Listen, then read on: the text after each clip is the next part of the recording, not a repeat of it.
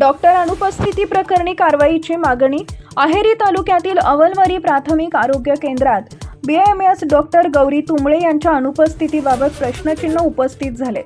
2 मार्च 2026 रोजी रजेच्या दिवशी हालचाल नोंदवहीत जिल्हा परिषदेत सरकारी कामासाठी जात आहे अशी नोंद करण्यात आल्याची माहिती समोर आली आहे.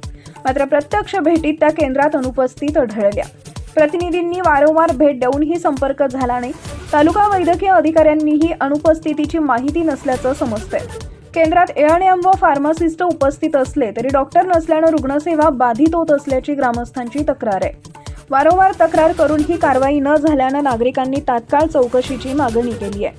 टाइम्स ऑफ महाराष्ट्रसाठी अहेरी तालुका प्रतिनिधी जाबीर खान यांचा रिपोर्ट.